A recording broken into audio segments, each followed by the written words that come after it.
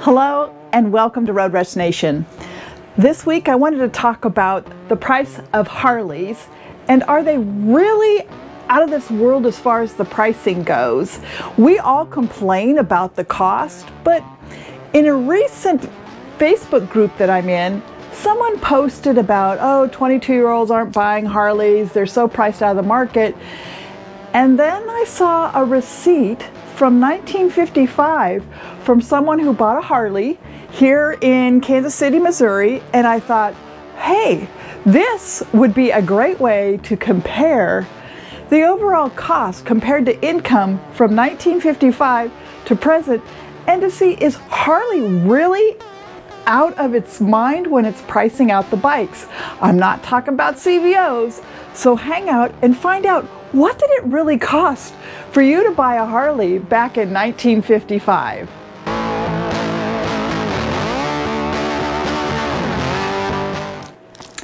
Hello and welcome to Road Rush Nation. I'm Tara, your host here, and thank you so much for stopping by and checking out the channel.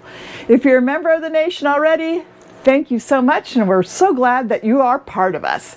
If you'd like to be a member of the nation, it's free. All you need to do is hit that subscribe button, and don't forget to hit the bell so you don't miss out on any upcoming episodes.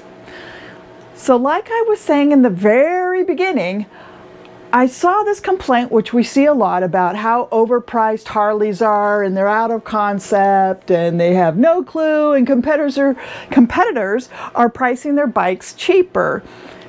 Well, that's not really true. If you compare bike to bike, compared to like Indian and Honda, it's about the same price. They're not really out of the market. You'll have $1,000 difference maybe, or a couple hundred, but they're pretty darn close. But that's not what I'm going to talk about today.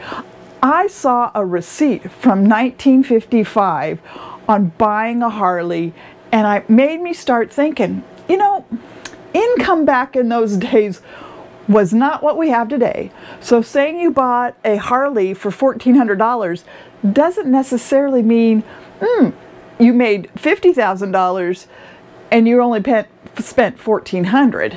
No, it was a little different. So I thought I would sit down and look at the numbers and really compare a person's overall income percentage that they would spend on buying a new Harley. So let's hit the internet and really check out the numbers.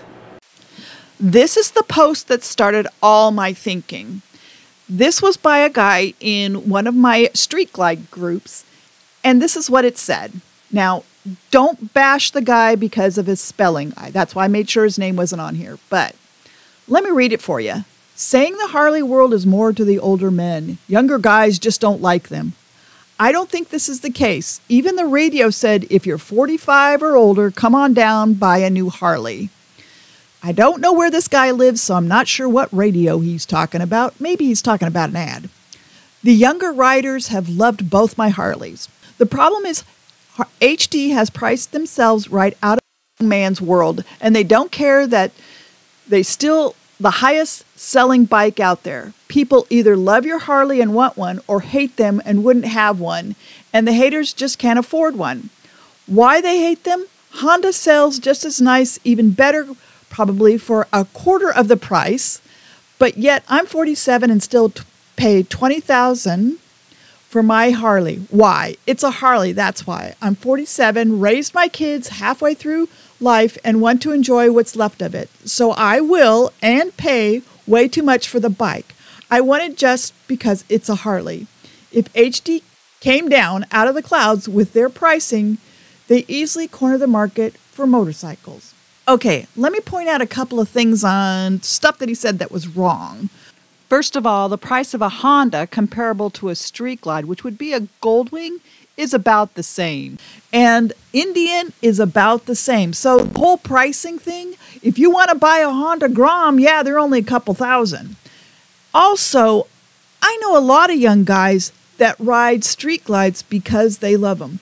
And a lot of them buy new ones. But now let me show you that receipt from, actually it was 1954, and they bought a 1955 bike, and let's compare the price of the bike then to income and today's prices to income. Here is that receipt that started me thinking. Now you'll see that this person bought a 1955 FL. The 1492 indicates basically the end of the serial number for the bike, and they purchased it for $1,295. So $1,295. Sounds pretty amazing, doesn't it? But they also did a trade-in of a 53 FL where they were given $695. So you'll see that they had insurance that they had to pay and carrying charge, which is basically a dealer charge, which brought it down to $754 that this person paid. And they still had an 18-month payments of $41.88. So this is kind of typical. If you look at today's market, people will be wanting to get the next best thing, will have a bike for a couple of years and then trade it in. Now, we're going to focus in on the cost of the bike. So the $1,295. For those of you that are not familiar what the FL stands for, let me show you that. I found a website that explains all your serial numbers and what they mean from Harley. And if you'll notice, here in 1955 to 1956, it gives you what those F and L's and F's, what they mean. Now, this person bought the FL model, which you'll see, it's a 74 overhead V Sport Solo with a hand shift. If the FL had an F after it, that would have meant that it had a foot shifter. That's what the last F means. It means foot shifter. That would not have been stamped into the serial number. If you're wondering what that FL model was, well, here's a picture of it for you. It's a 1955 FL Hydroglide. So this was more than likely the bike that the person had picked up in 1955. Nothing fancy, nothing over the top. All right, let's get into the numbers now. I went to the United States Census to figure out what was the average income in 1954. So I went on their website and was able to pull this up. Now, this one here, you'll see it says family income. And I'm going to go off of family income so that we get a fair assessment towards today's. Normally, it was about $3,200 a year was the annual rate for a male, and a woman would only make about $1,000, maybe a little over. But like I said, I just wanted to use the number for the family income, so you're going to see it's $4,200. We are going to go ahead and use that number to do the comparison for the overall cost of the bike compared to income. So let's crunch some numbers. All right, let's crunch the numbers. The first number we're going to need is the price of that bike, which was $1,295. Then we're going to divide that by the annual income rate. Now remember, this is 1955, so this was $4,200. And that will give us this number here. Then to figure out the percentage, you just times that by 100, and guess what? 31% of your annual income was the cost of that bike back in 1955. 31%. All right, that was 1955. It's got to be a lot worse in today's market, right? Here we are back on the United States Census. And again, you'll see that this says 2022, and that was just because that's the latest data. You're always like a year behind on the data. So this is recent, and you're going to see this is going to give the annual family income. I'm going to have to scroll down here a little bit so that we can get to it. And you'll see it says $74,580, and that's what they're showing as the current annual income. So we'll be using that number of $74,580 to do our calculations. Okay, let's go check out the price of a Road King. I picked the Road King because to me it more matches the bike from 1955. Not extra bells, not extra whistles. And you'll see the price of this Road King is what it starts out at $23,999. It's way down here in the bottom. I know it's probably hard to see and it may be covered up, but it's $23,999. So that's the other number that we're going to use to crunch and see what's that percentage of this bike in today's market compared to income. So let's crunch the numbers this way. Okay, time to crunch the numbers. The first number we're going to need is the price of the Road King today, and this is just that starting price. So we're going to go $23,999. That is the price of the Road King, and that's what they're starting out at. So we're just going to use that number.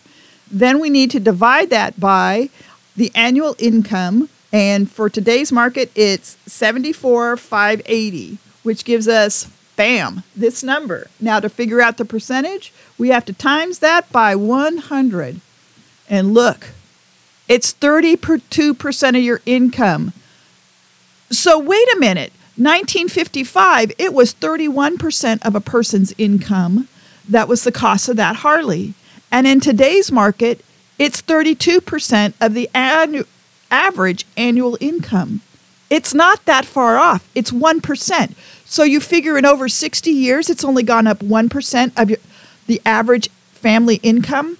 I think when we all are complaining about the cost, we're forgetting that it's really not that far off. Now, of course, we pay for a lot more caca in today's modern lifestyle than people did back in the 1950s. So their money went farther. I get it. But all I'm saying is I just wanted to point out that it's not that far off. 31% of a family's income in 1955 and 32% of a family's income in today's world. Well, I thought this was rather interesting and hopefully gave you something to think about when you're looking at the price of those Harleys and we're all bitching about what the cost is. Yeah, they are expensive. I totally get it. I'm paying for mine. I've still got payments left on it. Totally love it. Totally feel it's worth it. So anyway, I hope you found this interesting. I hope it gave you food for thought. I really appreciate you stopping by and checking out the channel. If you'd like to be a member of the nation, it's free. All you have to do is hit that subscribe button and don't forget to hit that bell so you don't miss out on any upcoming episodes. Thanks again for stopping by, and I hope to catch you on the highways.